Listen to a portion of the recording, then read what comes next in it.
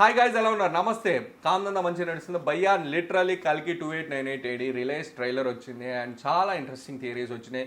మనకి previous video theory video నేను ఇక్కడ చెప్తాను, అది కూడా చూడండి. ఇక్కడ పెడతాను నేను, ఎందుకంటే దాంట్లో చాలా 85% మెజారిటీ మ్యాచ్ అవుతుంది నిన్న రిలీజ్ అయిన ట్రైలర్ చూసిన తర్వాత.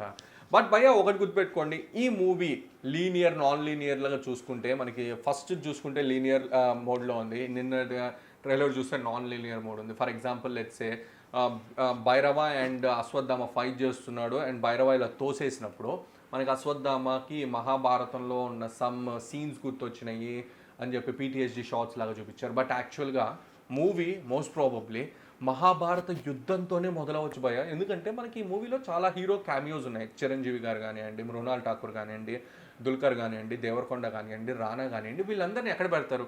ఏదో మూవీలో ఒక సమ్ స్లేవ్ సమ్ డ్రైవర్ లాగానో పెట్టడానికి లేదు. చాలా మంచిగా ఉండొచ్చు చూడటానికి. సో మహాభారతంలో కృష్ణుడు చిరంజీవి అయి ఉండొచ్చు, రానా భీముడు అయి ఉండొచ్చు. అయితే ఇక్కడ మనం ఫస్ట్ మహాభారతం సీక్వెన్స్తో స్టార్ట్ అయ్యి అక్కడ భీముడు ఇక్కడ అశ్వత్థాముని ఏనుగు మీదకి తోసేయడం జరుగుతుంది.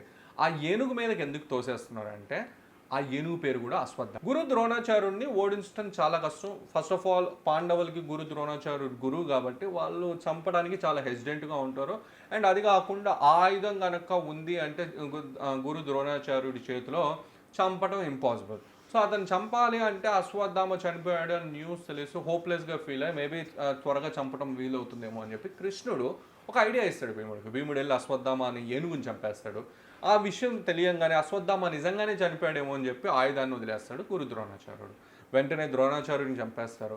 ఈ విషయం తెలిసిన అశ్వత్థామ కుప్పకూలిపోతాడు. పాండవుల మీద కోపంతో అతని మనీని యూజ్ చేసుకొని ఒక దారుణమైన అటాక్ చేస్తాడు. ఆ అటాక్ తర్వాత పాండవుల మీద ఉన్న కోపం అండ్ గ్రడ్జుతోటి అభిమన్యుడి భార్య ఉత్తర కడుపులో ఉన్న పరీక్షితుని కూడా చంపుదామని చెప్పి ప్రయత్నిస్తాడు. యాక్చువల్గా చంపేస్తారు. కృష్ణుడు దేవుడు కాబట్టి తన పవర్ని యూజ్ చేసుకొని పరీక్షితుని మళ్ళీ బతికిస్తారు. బట్ ఇక్కడ ఇష్యూ ఏంటంటే ఈ అటాక్ వల్ల అశ్వత్థామ మీద కృష్ణుడికి చాలా కోపం వస్తుంది. అండ్ ఆ కోపంతో శాపం వేస్తారు, ఏంటంటే నువ్వు ఎప్పుడు రక్తంతో ఉంటావు అండ్ అంతేకాకుండా నీ దెబ్బలు హీల్ కావు, నువ్వు ఎప్పుడు చావవు అని చెప్పి. అండ్ ఆ మనీ ఏదైతే ఉందో ఆ పవర్స్ ఇచ్చే మనీ కూడా తీసేసుకుంటారు. ఈ శాపం ఇచ్చిన తర్వాత అశ్వత్థామకి ఏమైంది అనేది ఎవరికి తెలియదు. అండ్ ఇక్కడ నుంచి మేబీ స్టార్ట్ అవ్వచ్చు మూవీ ఏంటంటే అశ్వత్థామకి ఏమైంది, దాని తర్వాత ఏం జరిగింది, ఎక్కడికి వెళ్ళాడు, అండ్ మేబీ సంబాలా సిటీలో ఎక్కడ దాక్కొని ఉండొచ్చు, లేకపోతే హిమాలయాల్లో ఏదైనా గుహలో దాక్కొని ఉండొచ్చు, కాశీకి దగ్గరలో ఏదైనా గుహలో దాక్కొని ఉండొచ్చు. ఎందుకు అంటే ఫస్ట్ ఆఫ్ ఆల్ ఈ సీన్ అయిపోయిన తర్వాత టైం ప్రొలాంగ్ అయింది, యుద్ధాలు జరిగినాయి, World War II, World War I. దాని తర్వాత మనిషికి తెలివి వచ్చింది, జ్ఞానం వచ్చింది, ఈగో పెరిగింది, ఆశ పెరిగింది. యాస్కిన్ అనే ఒక సైంటిస్ట్ వచ్చాడు. సైంటిస్ట్ ఏమో సైన్స్ ఎక్స్ప్లోరేషన్ ప్రాసెస్లో మనకి స్పీడ్ ఆఫ్ లైట్ కూడా వచ్చుండొచ్చు, మేబీ స్పేస్కి వెళ్ళొచ్చుండు, కాలనైజేషన్ ట్రై చేద్దామని. బట్ తెలుసుకుంది ఏంటంటే ప్రపంచంలో భూమి మీద తప్పితే ఇంకెక్కడ కాలనైజేషన్ పాసిబుల్ కాదని. ఇది తెలిసి భూమికి వచ్చే ప్రాసెస్లో ఏదో ఒకటి క్యాటస్ట్రాఫిక్గా భూమి మీద జరిగింది భయ. ఐదర్ World War III అయి ఉండొచ్చు, సంథింగ్ ఏదో అయింది. అండ్ వచ్చేటప్పటికి భూమి మీద దేవుడు లేడు, దేవుని నమ్మట్లేదు. అందరికీ ఉంది ఏంటంటే సెల్ఫిష్నెస్. ప్రభాస్ని మూవీ మొత్తంలో చాలా సెల్ఫిష్గా చూపించారు. ఆ 1 million బౌంటీ కోసం ఎంత దూరం అన్న వెళ్ళేలా చేశారు. సో ఇక్కడే తెలుస్తుంది ఏదైతే కల్కి అండ్ అంతేకాకుండా కలియుగం యొక్క మేజర్ థీమ్ ఏంటంటే సెల్ఫిష్నెస్. మనుషులు చిన్న పని చేయాలన్నా సెల్ఫిష్గా అయిపోతారు. అండ్ ఆ సెల్ఫిష్నెస్ చూసి మనుషులు మారేటట్టు చేసినా కూడా వాళ్ళకి మార్పు రాదు అని ఏదైతే కమల్ హాసన్ డైలాగ్ ఉందో ఆ డైలాగ్కి రిఫరెన్స్ అది. అండ్ దాని తర్వాత భూమి మీదకి రాగానే ఇక్కడ ఉన్న అతిపెద్ద ఆటంకం ఏంటంటే మనిషిగా ఉండటం చావు భయ్య. అండ్ ఈ చావుని జయించాలంటే ఫస్ట్ ఆఫ్ ఆల్ టెక్నాలజీని వాడుకొని హ్యూమన్ క్లోనింగ్ అనేది స్టార్ట్ చేశారు. అండ్ ఇక్కడ మనకు ఒక షాట్ ఉంది, మనకి కమల్ హాసన్ పక్కన ఆయన క్లోనింగ్ అనేది చేస్తున్నారు. అండ్ ఈ క్లోనింగ్ చేసే ప్రాసెస్లో ఒక లూపోల్ ఉంది, సమ్ ఏదో ఉంది. ఏంటంటే కమల్ హాసన్కి ఆ క్లోనింగ్కి ఒక పర్ఫెక్ట్ మ్యాచ్ అనేది దొరకట్లేదు. ఒకవేళ అయినా కూడా 50-60% మ్యాచ్లో ఒక లూప్ హోల్ అనేది పెడతారు.